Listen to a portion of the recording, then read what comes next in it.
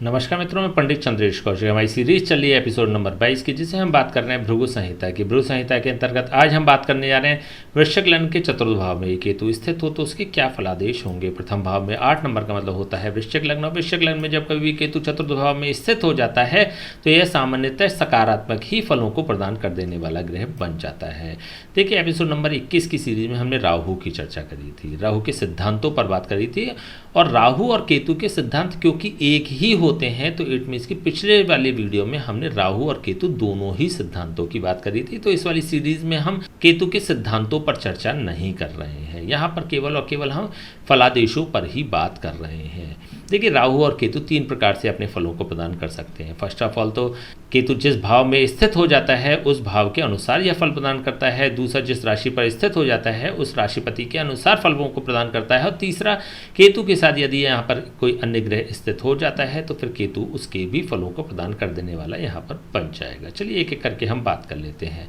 First of all तो केतु चतुर्थ भाव में स्थित हो रहा है, चतुर्थ भाव के शुभ फलों को यह प्रदान कर देने वाला बन जाएगा। चतुर्थ भाव होता है सांसारिक भोगों की उपलब्धता का कारक भाव, वाहन, भूमि और भवन को प्रदान कर देने वाला चतुर्थ भाव माना जाता है। तो ऐसी स्थिति में व्यक्ति को वाहन, भूमि और भवन का सुख प्रदान कर देने वाला हो जाता है, सांसारिक भोग प्रदान कर देने वाला ऐसा केतु हो जाता है। और इसी के साथ अपने घर का सुख भी प्रदान कर देने वाला ऐसा केतु यहाँ पर हो जाएगा। अब इसकी दूसरी अवस्था की हम बात कर लेते हैं कि केतु जिस राशि पर स्थित हो रहा है उस राशि का स्वामी, यहाँ पर बात कर रहे हैं हम शनि की। शनि कुंडली में जैसा भी रिएक्ट करेगा वैसा ही केतु अपने फलों को प्रदान कर देने वाला बन जाएगा। मान लीजिए कि शनि यहाँ पर प्रथम भाव में स्थित हो जाता है तो केतु भी अत्यधिक शुभ फलों को प्रदान कर देने वाला हो जाएगा, क्योंकि प्रथम भाव कुंडली का अत्यंत शुभ भाव माना जाता है। एक त्रिकोण भाव भी होता है, एक केंद्र भाव भी होता है। तो ऐसी स्थिति में अत्यंत शुभ भाव में जब कभी भी शनि स्थित हो जाता है तो केतु भी अपनी भोग दशा के दौरान व्यक्ति को अत्यधिक सकारात्मक फलों को प्रदान कर देने वाला बन जाता है। वाहन, भूमि और भवन की उपलब्धता को सुनिश्चित कर देने वाला यह योग बन जाएगा। सांसारिक भोगों को सुनिश्चित कर देने वाला ऐसा योग हो जाता है। यदि द्वितीय भाव में ऐसा शनि स्थित हो जाता है तो ऐसी स्थिति में केतु भी अपनी भोग दशा के दौरान कुछ मिश्रित फलों को प्रदान कर देने वाला यहाँ पर हो जाएगा। द्वितीय भाव क्योंकि एक मारक स्थान भी होता है तो कुछ मारकत्व के गुण भी व्यक्ति को प्रदान कर देने वाला बन जाएगा। इट मीन्स की स्वास्थ्य से संबंधित कुछ पीड़ाएं प्रदान कर देने वाला बन जाता है। विशेष रूप से व्यक्ति की माता को कुछ पीड़ा प्रदान कर देने वाला यहाँ पर हो जाएगा। इसी के साथ द्वितीय भाव क्योंकि धन का कारक भाव भी माना जाता है तो व्यक्ति को कुछ धनी बना देने वाला भी ये बन जाता है। सांसारिक भोगों के साथ ही व्यक्ति को धनी भी बना देता है। यदि तृतीय भाव में ऐसा शनि स्थित हो जाता है और स्वगृही होकर स्थित हो जाता है तो ऐसे में केतु भी अपनी भोग दशा के दौरान व्यक्ति को कुछ संघर्ष प्रदान कर देने वाला यहाँ पर बन जाएगा। तृतीय भाव मेहनत, परिश्रम, पुरुषार्थ और संघर्ष का कारक भाव होता है। तो ऐसी स्थिति में व्यक्ति की मेहनत, परिश्रम, पुरुषार्थ और संघर्ष को बढ़ाते हुए व्यक्ति को सांसारिक भोग उपलब्ध करा देने वाला ऐसा केतु हो जाता है। अत्यधिक संघर्ष के पश्चात व्यक्ति को वाहन, भूमि और भवन प्रदान कर देने वाला ऐसा केतु हो जाता है। यदि शनि चतुर्थ भाव में स्वग्रही होकर बैठ जाता है तो ऐसी स्थिति में केतु अपनी भोग दशा के दौरान अत्यधिक शुभ फलों को प्रदान कर देने वाला यहाँ पर बन जाएगा। वाहन, भूमि और भवन को प्रदान कर देने वाला बन जाता है। सांसारिक भोग उपलब्ध करा देने वाला सहजता के साथ यहाँ पर हो जाता है।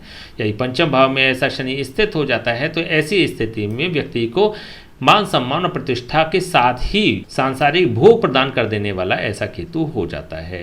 ऐसे लोगों को बुद्धिमान, ज्ञानी और विवेकशील बना देता है और अपने बुद्धि, ज्ञान और विवेक का प्रयोग करते हुए ऐसे लोग उच्च पदस्थ भी हो जाते हैं। महत्वाकांक्षाओं को पूर्ण करने वाले और सांसारिक भोगों को प्राप्त करने वाले भी हो जाएंगे। यदि षष्ठम भाव में ऐसा शनि स्थित हो जाता है और नीच का होकर स्थित हो जाता है तो यहाँ पर केतु अपनी भोग दशा के द्वारा अत्यंत विध्वंसकारी परिणाम भी प्रदान कर देने वाला यहाँ पर हो जाएगा। व्यक्ति को वाहन, भूमि और भवन की हानि प्रदान कर देने वाला बन जाता है। सांसारिक भोगों के सापेक्ष व्यक्ति को पीड़ित कर देने वाला भी यह हो जाएगा। इसी के साथ रोग, ऋण और शत्रु भी प्रदान कर देने वाला अपनी भोग दशा के दौरान ऐसा केतु हो जाता है।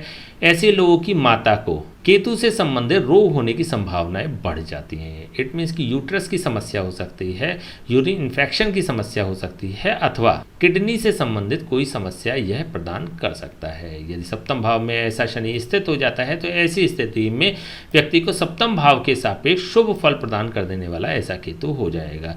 ऐसे लोगों को एक अच्छा जीवन साथी प्रदान कर देने वाला बन जाता है। ऐसे लोगों को दाम्पत्य सुख भी प्रदान कर देता है, एक प्रतिभाशाली जीवन साथी प्रदान कर देने वाला यहाँ पर बन जाएगा।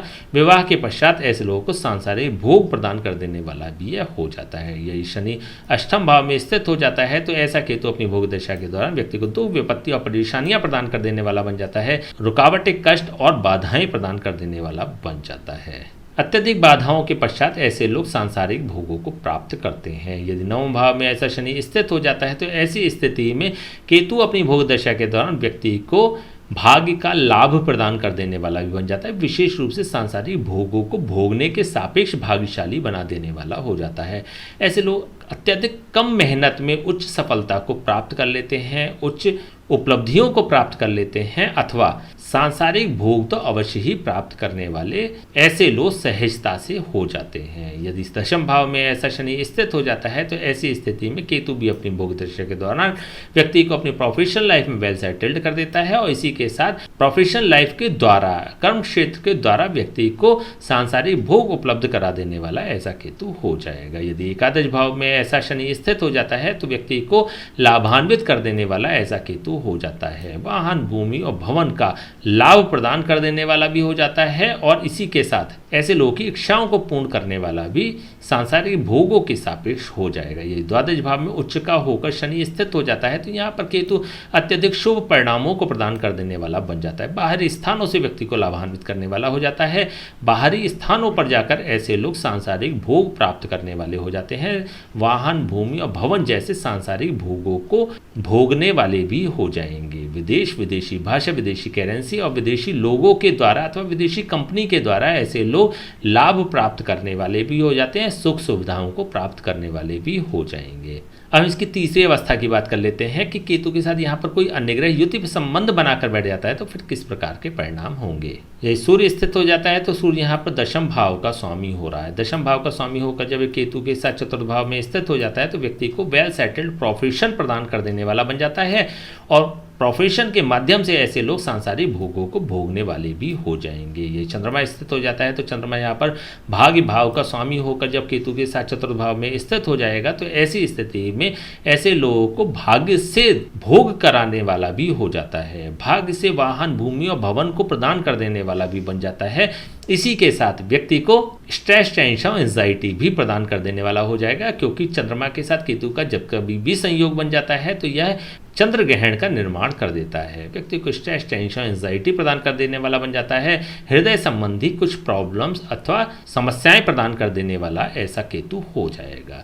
यदि मंगल स्थित हो जाता है तो मंगल यहाँ पर प्रथम भाव का स्वामी होकर जब चतुर्थ भाव में स्थित हो जाता है तो व्यक्ति को अत्यधिक लाभान्वित कर देने वाला हो जाएगा, सांसारिक भोगों को प्रदान कर देने वाला बन जाएगा। मंगल यहाँ पर षष्ठम भाव का स्वामी भी हो रहा है तो ऐसी स्थिति में व्यक्ति की माता को कुछ कष्ट प्रदान कर देने वाला हो जाता है, व्यक्ति की माता को रोग, ऋण और शत्रु प्रदान कर देने वाला यह बन जाता है। विशेष रूप से केतु की भोग दशा के दौरान माता को पीड़ा हो सकती है अथवा ऐसे लोगों को स्वयं को भी कुछ वाहन, भूमि और भवन को प्राप्त करने में रुकावटें प्राप्त हो सकती हैं। यदि बुध स्थित हो जाता है तो बुध यहाँ पर अष्टम भाव का स्वामी होकर एकादश भाव का स्वामी होकर जब चतुर्थ भाव में स्थित हो जाएगा तो वाहन, भूमि और भवन के सापेक्ष व्यक्ति को पीड़ित कर देने वाला भी हो जाता है। अत्यधिक मेहनत, परिश्रम, पुरुषार्थ और संघर्ष करने के पश्चात, दुख, विपत्ति, परेशानी और पीड़ाओं को सहने के पश्चात, रुकावटों और कष्ट को प्राप्त करने के पश्चात ऐसे लोग सांसारिक भोगों को प्राप्त करते हैं, सांसारिक भोगों से लाभान्वित हो पाते हैं। यदि गुरु स्थित हो जाता है तो गुरु यहाँ पर द्वितीय भाव का स्वामी हो रहा है और पंचम भाव का स्वामी हो रहा है। ऐसे में केतु को एक राजयोग कारक ग्रह बना देता है क्योंकि पंचम भाव का स्वामी जब चतुर्थ भाव में स्थित होता है तो केतु एक राजयोग कारक ग्रह बन जाता है। ऐसी स्थिति में व्यक्ति को राजयोग के फल प्रदान करने वाला ऐसा केतु अपनी भोग दशा के दौरान हो जाएगा। वाहन, भूमि और भवन भी प्रदान कर देता है, मान सम्मान, प्रतिष्ठा भी प्रदान कर देता है, महत्वाकांक्षाओं को पूर्ण कर देता है। इसी के साथ संतान का लाभ प्रदान कर देने वाला, संतान से लाभान्वित कर देने वाला भी हो जाता है। ऐसे लोगों को बुद्धिमान, ज्ञानी और विवेकशील बना देता है। इसी के साथ धन का भी पूर्ण लाभ प्रदान कर देने वाला ऐसा केतु अपनी भोग दशा के दौरान हो जाएगा। यदि शुक्र स्थित हो जाता है तो शुक्र यहाँ पर द्वादश भाव का स्वामी हो रहा है और सप्तम भाव का स्वामी हो रहा है। ऐसी स्थिति में व्यक्ति को वैवाहिक सुख के सापेक्ष सकारात्मक फल प्रदान कर देने वाला बन जाता है। विवाह होने की संभावना यहाँ पर केतु की दशा के दौरान बढ़ जाती है। इसी के साथ ऐसे लोगों को दाम्पत्य सुख प्रदान कर देने वाला भी ऐसा केतु अपनी भोग दशा के दौरान हो जाएगा। बाहरी स्थानों से व्यक्ति को लाभान्वित करने वाला भी यह हो जाता है। विदेश से लाभान्वित कर सकता है, अपने शहर से बाहर अथवा अपने प्रदेश से बाहर जाकर भी ऐसे लोग अच्छा प्रदर्शन करने वाले हो जाते हैं। यही शनि स्थित हो जाता है तो शनि यहाँ पर तृतीय भाव का स्वामी होकर चतुर्थ भाव का स्वामी होकर जो चतुर्थ भाव में ही केतु के साथ स्थित हो जाता है तो संघर्ष, मेहनत, परिश्रम, पुरुषार्थ करने के पश्चात व्यक्ति को सांसारिक भोगों को उपलब्ध कराने वाला यहाँ पर हो जाएगा। चलिए अब बात कर लेते हैं इसके उपाय, क्या उपाय हो सकते हैं।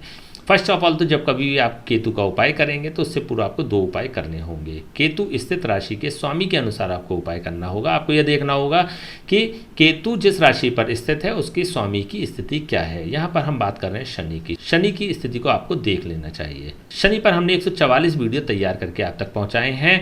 वृश्चिक लग्न के विभिन्न भावों में शनि की स्थिति पर भी हमने 12 वीडियो तैयार किए हैं। हमारी प्ले लिस्ट में जाकर संबंधित वीडियोज़ को देख लीजिएगा। आवश्यकता होने पर उसका उपाय कर लें। उन्हीं वीडियो के अंत में आपको उपाय भी मिल जाएंगे। तत्पश्चात आपको ये देखना है कि केतु के साथ कोई अन्य ग्रह स्थित तो नहीं है। यदि कोई अन्य ग्रह स्थित होता है तो उसके भी फलादेश और उपाय आप हमारे चैनल की प्लेलिस्ट में जाकर देख लें। बेसिकली सूर्य से लेकर राहु तक प्रत्येक ग्रह पर हमने 144 वीडियो आपके लिए तैयार किए हैं। तो आपने वाली वीडियो को देखिएगा, उसको समझिएगा, जानिएगा, आवश्यकता होने पर उसका उपाय भी कर लें। इन दोनों का ही उपाय करने के पश्चात आपको केतु का उपाय करना चाहिए। केतु के लिए बुधवार से प्रारंभ करें। अपनी थाली में से एक रोटी निकालकर अलग रख दें। भोजन करने के पश्चात कुत्ते को प्रदान कर दें। यदि आप ऐसा प्रतिदिन करते हैं, नियमित करते हैं तो फिर केतु आपके लिए शुभ फलों को प्रदान कर देने वाला बन जाएगा। ठीक है, तो चलिए आज हमने बात करी वृश्चिक लग्न के चतुर्थ भाव में केतु स्थित हो तो उसके क्या फलादेश होंगे। नेक्स्ट वीडियो में बात करेंगे वृश्चिक लग्न के पंचम भाव में केतु स्थित हो तो उसके क्या फलादेश होंगे। तब तक के लिए हमें आज्ञा दीजिए। नमस्कार।